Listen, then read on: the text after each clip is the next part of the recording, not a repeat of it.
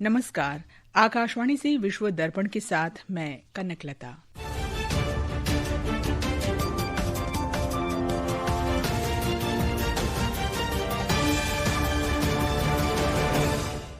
प्रधानमंत्री नरेंद्र मोदी ने जापान के प्रधानमंत्री शिगेरू इशिबा के साथ टोक्यो में शिखर वार्ता की।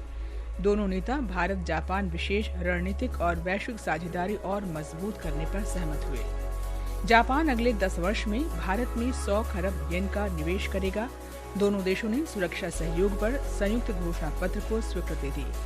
अमेरिका ने फलस्तीनी नेता महमूद अब्बास को न्यूयॉर्क में संयुक्त राष्ट्र महासभा सत्र में भाग लेने से रोका, जबकि सत्र में सहयोगी देश फलस्तीन को अलग देश के रूप में मान्यता देने वाले हैं। इजरायल ने यमन की राजधानी सना में हुती समूह पर हवाई हमले किए, जिसमें शीर्ष सैन्य और राजनीतिक नेता मारे गए।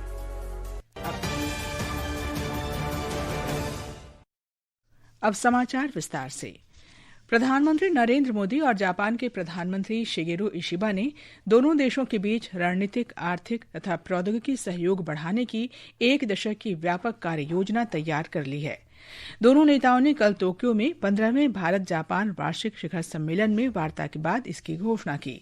श्री मोदी ने सोशल मीडिया पोस्ट में कहा कि उन्होंने और प्रधानमंत्री इशिबा ने द्विपक्षीय संबंधों के सभी पहलुओं की समीक्षा की और विशेष रणनीतिक तथा वैश्विक भागीदारी मजबूत करने पर सहमति व्यक्त की। शिखर वार्ता के बाद संयुक्त संवाददाता सम्मेलन में प्रधानमंत्री मोदी ने कहा कि अगले दशक की कार्य योजना में निवेश, नवाचार, पर्यावरण, प्रौद्योगिकी, स्वास्थ्य, लोगों के बीच संपर्क और अत्याधुनिक भागीदारी के क्षेत्रों पर विशेष रूप से ध्यान दिया जाएगा। उन्होंने कहा कि दोनों देशों ने अगले 10 वर्ष में जापान से भारत में 100 खरब येन निवेश का लक्ष्य रखा है। अगले दशक के लिए एक रोड मैप बनाया है। हमारे विजन के केंद्र में investment, innovation, economic security, environment, technology, health, mobility, people to people exchanges and trade prefecture partnership, ये प्रमुख बातें हैं। हमने अगले 10 वर्षों में जापान से भारत में 10 ट्रिलियन येन निवेश का लक्ष्य निर्धारित किया है। प्रधानमंत्री मोदी ने कहा कि दोनों देशों ने रक्षा उद्योग और नवाचार क्षेत्र में परस्पर सहयोग बढ़ाने का निर्णय लिया है।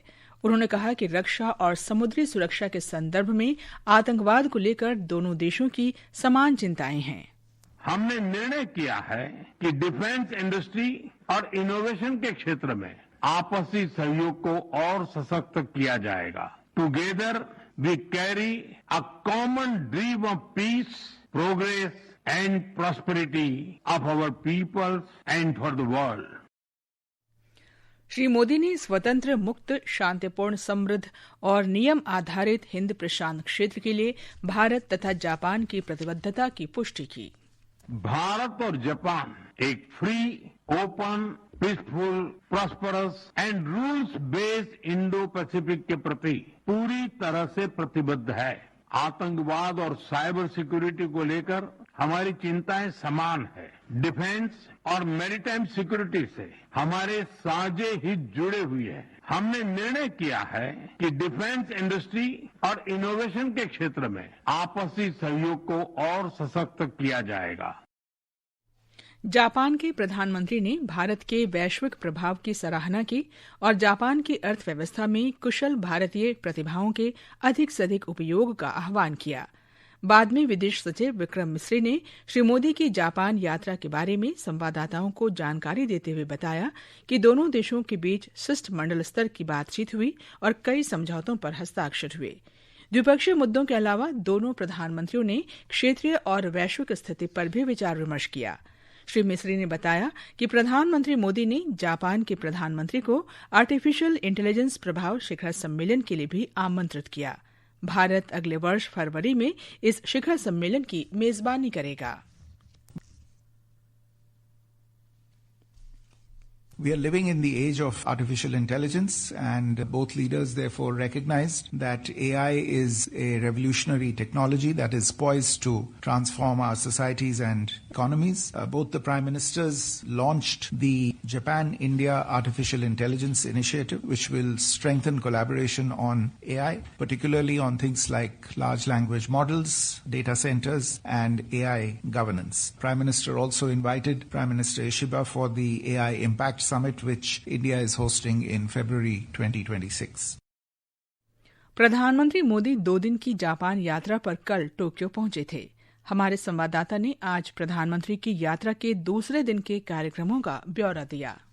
15वें भारत जापान वार्षिक शिखर सम्मेलन के दूसरे दिन प्रधानमंत्री नरेंद्र मोदी ने आज टोक्यो में नेशनल गवर्नर्स एसोसिएशन के सदस्यों के साथ बातचीत की। वार्ता के बाद प्रधानमंत्री नरेंद्र मोदी और जापान के प्रधानमंत्री शिगेरू इशिबा शिकानसेन बुलेट ट्रेन से मियागी प्रांत के सेंडाई के लिए रवाना हुए। सेंडाई में दोनों नेता सेमीकंडक्टर के उपकरणों का उत्पादन करने वाले टोक्यो इलेक्ट्रॉन कारखाने का दौरा करेंगे। जापान का लक्ष्य इस क्षेत्र में आयात पर अपनी निर्भरता कम करना और खुद की सेमीकंडक्टर आपूर्ति श्रृंखला का निर्माण करना है। यह भारत का भी एक साझा उद्देश्य है। कल हुई द्विपक्षीय वार्ता के दौरान भारत और जापान ने सेमीकंडक्टर और अन्य रणनीतिक क्षेत्रों में आपूर्ति श्रृंखला के लचीलेपन को बढ़ावा देने के लिए एक आर्थिक सुरक्षा पहल शुरू की है। कारखाने के दौरे के बाद सेंडाई से प्रधानमंत्री नरेंद्र मोदी एससीओ शिखर सम्मेलन में भाग लेने के लिए चीन रवाना हो जाएंगे। ओम अवस्थी, आकाशवाणी समाचार, टोक्यो।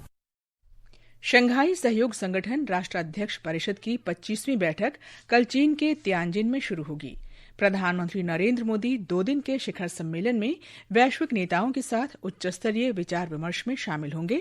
हमारे संवाददाता ने बताया है कि ये सम्मेलन सदस्य देशों में क्षेत्रीय सुरक्षा, संपर्क, सतत विकास और एकजुटता बढ़ाने पर केंद्रित होगा। यह 5वीं बार है जब चीन शंघाई सहयोग संगठन के शिखर सम्मेलन की मेजबानी कर रहा है। इसमें 20 से अधिक देशों के शीर्ष नेता और 10 अंतर्राष्ट्रीय संगठनों के प्रमुखों के भाग लेने की संभावना है। प्रधानमंत्री नरेंद्र मोदी और रूस के राष्ट्रपति व्लादिमीर पुतिन प्रमुख प्रतिभागियों में शामिल है, जिससे ये शिखर सम्मेलन अब तक का सबसे बड़ा और महत्वाकांक्षी माना जा रहा है। अब holding the Shanghai spirit SCO on the move theme के तहत चीन ने वर्ष 2025 को एससीओ सतत विकास का वर्ष घोषित किया है। सम्मेलन में जहां संगठन की 25 वर्षों की उपलब्धियों की समीक्षा की जाएगी, वहीं 10 वर्षीय विकास रणनीति को भी अपनाया जाएगा और क्षेत्रीय सुरक्षा, आर्थिक विकास, संपर्क, आतंकवाद रोधी प्रयास तथा सांस्कृतिक सहयोग जैसे मुद्दों पर विचार विमर्श होगा। रितेश कपूर, आकाशवाणी समाचार, तियानजिन। रूस के राष्ट्रपति व्लादिमीर पुतिन इस वर्ष दिसंबर में भारत की आधिकारिक यात्रा पर आएंगे। अमेरिका द्वारा लागू टैरिफ के बीच भारत और रूस के बीच सहयोग बढ़ रहा है। रूस के विदेश नीति सलाहकार यूरी उशाकोव ने मॉस्को में संवाददाताओं को बताया कि रूस के राष्ट्रपति चीन में प्रधानमंत्री नरेंद्र मोदी के साथ बैठक के दौरान दिसंबर की यात्रा तैयारियों पर चर्चा करेंगे। चीन के तियानजिन में शंघाई सहयोग संगठन सम्मेलन से अलग दोनों नेताओं के बीच सोमवार को बैठक होगी। विश्व दर्पण समाचार आकाशवाणी से प्रसारित किए जा रहे हैं। ताज़ा समाचार जानने के लिए आप हमारे social media handle @HIR News Hindi को फॉलो कर सकते हैं। विश्व दर्पण में आपका फिर स्वागत है। अमेरिका ने कहा है कि वो फलस्तीन के राष्ट्रपति महमूद अब्बास को अगले महीने संयुक्त राष्ट्र महासभा सत्र के लिए न्यूयॉर्क यात्रा की अनुमति नहीं देगा। इस सत्र में अमेरिका के कई सहयोगी देश फलस्तीन को एक अलग देश के रूप में मान्यता देने वाले हैं। इजराइल ने यमन की राजधानी सना में ईरान समर्थित सशस्त्र बल हुती पर जबरदस्त हवाई हमला किया है। इस हमले में हुती के सैन्य और राजनीतिक नेतृत्व को गंभीर नुकसान हुआ है। स्थानीय मीडिया के अनुसार हुती के नेतृत्व वाली सरकार के प्रधानमंत्री अहमद अल रहावी हमले में मारे गए हैं। तुर्की ने इजराइल के सरकारी विमानों और सेना के हथियारों के किसी भी साजो सामान के लिए अपना हवाई क्षेत्र बंद करने की घोषणा की है। साथ ही अपनी बंदरगाहों को इजराइल और किसी तीसरे देश के बीच समुद्री व्यापार के लिए भी बंद कर दिया है। अंत में मुख्य समाचार एक बार फिर। प्रधानमंत्री नरेंद्र मोदी ने जापान के प्रधानमंत्री शिगेरू इशिबा के साथ टोक्यो में शिखर वार्ता की। दोनों नेता भारत जापान विशेष रणनीतिक और वैश्विक साझेदारी और मजबूत करने पर सहमत हुए। जापान अगले 10 वर्ष में भारत में 100 खरब येन का निवेश करेगा। दोनों देशों ने सुरक्षा सहयोग पर संयुक्त घोषणा पत्र को स्वीकृति दी। अमेरिका ने फलस्तीन के फलस्तीनी राष्ट्रपति महमूद अब्बास को न्यूयॉर्क में संयुक्त राष्ट्र महासभा सत्र में भाग लेने से रोका, जबकि सत्र में सहयोगी देश फलस्तीन को अलग देश के रूप में मान्यता देने वाले हैं। इजराइल ने यमन की राजधानी सना में हुती समूह पर हवाई हमले किए, जिसमें शीर्ष सैन्य और राजनीतिक नेता मारे गए। इसके साथ ही विश्व दर्पण का ये अंक समाप्त हुआ।